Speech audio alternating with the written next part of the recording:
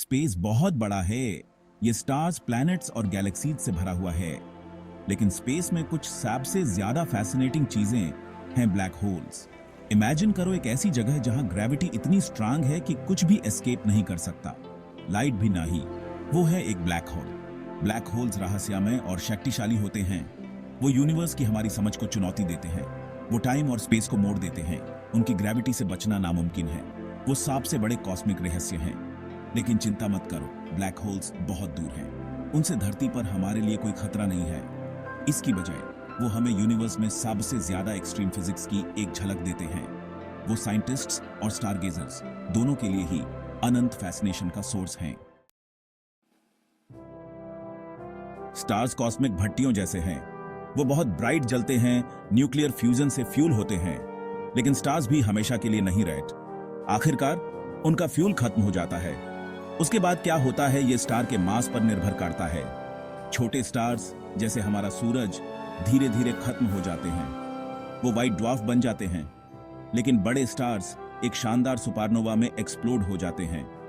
इसे एक घना कोर पीछे रह जाता है। अगर कोर काफी बड़ा हुआ तो वो अपनी ही ग्रेविटी के नीचे गिर जाता है। इसी गिरने से एक ब्लैक होल बनता है। इमेजिन करो कि धरती के सारे मास को एक छोटी सी बॉल में दबा दिया जाए। ब्लैक होल इतना ही घना होता है। ये किसी शहर जितनी जगह में लाखों सूरज को पैक करने जैसा है। यही अविश्वसनीय घाटी ब्लैक होल्स को उनकी विशाल ग्रेविटी देता है। ब्लैक होल्स को समझने के लिए हमें आइंस्टाइन के थ्योरी ऑफ रिलेटिविटी को समझना होगा। आइंस्टाइन ने ग्रेविटी की हमारी समझ को बदलकर रख दिया। उन्होंने दिखाया कि ग्रेविटी कोई फोर्स नहीं है, ये स्पेस टाइम में एक कर्वेचर है। एक ट्रैम्पोलिन पर एक बॉल इमेजिन करो। बॉल ट्रैम्पोलिन की सतह को मोड़ देती है। ऐसे ही बड़े ऑब्जेक्ट्स स्पेस टाइम को मोड़ देते हैं। प्लैनेट्स स्टार्स का चक्कर लगाते हैं क्योंकि वो स्टार के मास से बेने स्पेस टाइम में कर्व्स को फॉलो करते हैं। ब्लैक होल्स इसी मोड को एक्सट्रीम लेवल पर ले जाते हैं। उनकी विशाल ग्रेविटी स्पेस टाइम में एक गहरा गड्ढा बना देती है। जो भी उसमें गिरता है वो कभी बाहर नहीं निकल पाता। ये किसी असीम रूप से तेज करंट के खिलाफ तैरने की कोशिश करने जैसा है। इमेजिन करो कि एएपी एक ब्लैक होल के पास जा रहे हैं। जैसे जैसे एएपी करीब जाते हैं, ग्रेविटी स्ट्रांग होती जाती है। आखिरकार एएपी एक ऐसे पॉइंट पर पहुंच जाते हैं जहां से लाइट भी एस्केप नहीं कर सकती। वापसी के इस पॉइंट को इवेंट होराइजन कहते हैं। यह ब्लैक होल की सीमा है।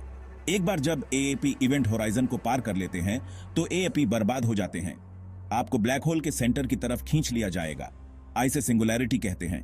सिंगुलैरिटी में सारा पदार्थ एक असीम रूप से छोटे बिंदु में कुचल दिया जाता है। हम ब्लैक होल के अंदर नहीं देख सकते। इवेंट होराइजन सब कुछ अपनी नजरों से छुपा लेता है। ये एक कॉस्मिक पर्दे की तरह है जो सिंगुलैरिटी को बाकी यूनिवर्स से बचाता है।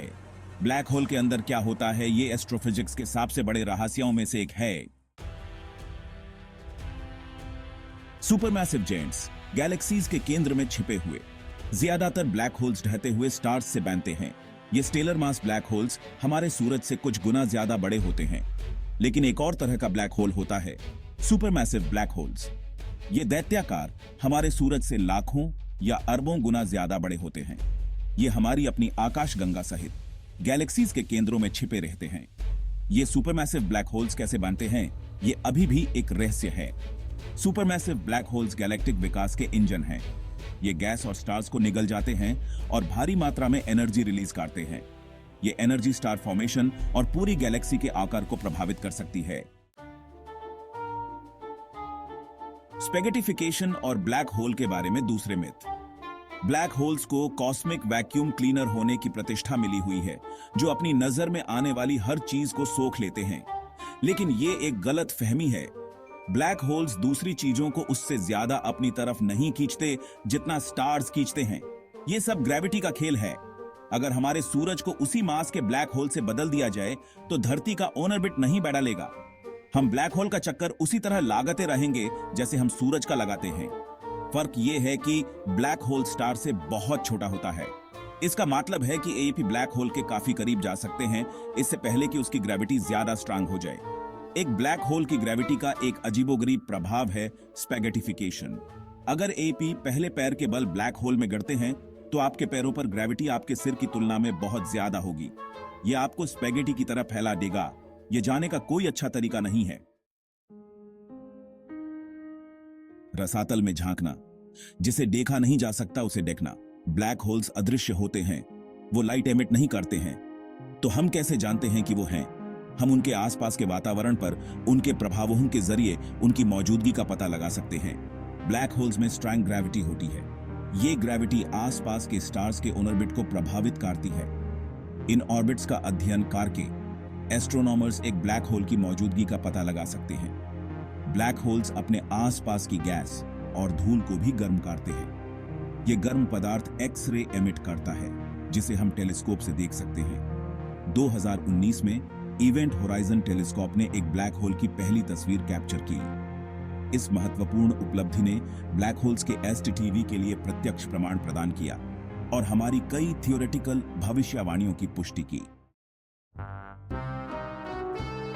Hawking radiation. क्या ब्लैक होल्स पूरी तरह से काले नहीं होते? ब्लैक होल्स को उनकी अटूट ग्रेविटी से परिभाषित किया जाता है। कुछ भी नहीं, लाइट भी उनकी पकड़ से बच नहीं सकता।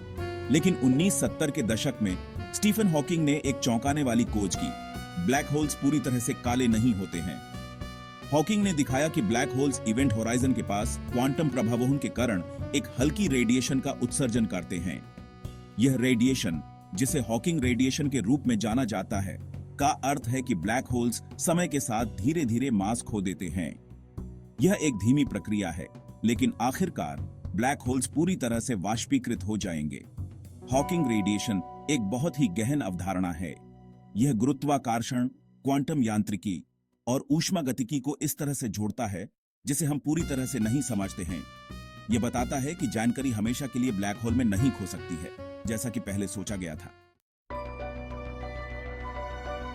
रहस्यों को उजागर करना। ब्लैक होल रिसर्च का भविष्य।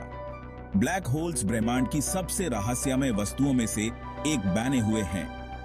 वे गुरुत्वाकर्षण, क्वांटम यांत्रिकी और स्वयं वास्तविकता की प्रकृति की हमारी समझ को चुनौती देते हैं। लेकिन हर नई खोज के साथ हम उनके रहस्यों को उजागर करने के करीब पहुंच रहे हैं। ब्लैक होल्स की और भी शार्प तस्वीरें लेने के लिए इवेंट होराइजन टेलीस्कोप को अपग्रेड किया जा रहा है। गुरुत्वाकर्षण तरंग डिटेक्टर ब्लैक होल विलय के कारण स्पेस टाइम में होने वाले तरंगों को सुन रहे हैं और थियोरेटिकल भौतिक विज्ञानी ब्लैक होल के अंदर होने वाले अत्यधिक भौतिकी का वर्णन करने के लिए नए मॉडल विकसित कर रहे हैं। ब्लैक होल रिसर्च का भविष्य उज्जवल है। निरंतर अन्वेषण और तकनीकी प्रगति के साथ हम आने वाले वर्षों में और भी महत्वपूर्ण खोजों की उम्मीद कर सकते हैं।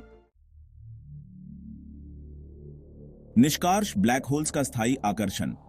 ब्लैक होल्स केवल कॉस्मिक विषमताएं से की अधिक हैं।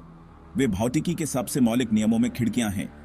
वे उस ब्रह्मांड की विशालता और रहस्य की याद दिलाते हैं जिसमें हम रहते हैं, और वे हमारी कल्पनाओं को मोहित करते रहते हैं, हमें अज्ञात का पता लगाने के लिए प्रेरित करते हैं। बड़े स्टार्स की मृत्यु से लेकर गैलेक्टिक आर्किटेक्ट के रूप में उनकी भूमिका तक, ब्लैक होल्स कॉस्मिक टेपेस्ट्री में एक महत्वपूर्ण भूमिका निभाते हैं। वे गुरुत्वाकर्षण की शक्ति, क्वांटम यांत्रिकी की विचित्रता और ब्रह्मांड और उसके भीतर हमारे स्थान को समझने की स्थायी मानवीय खोज के प्रमाण हैं।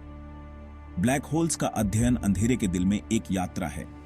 ब्रह्मांड की सबसे रहस्यमय वस्तुओं को रोशन करने की एक खोज है।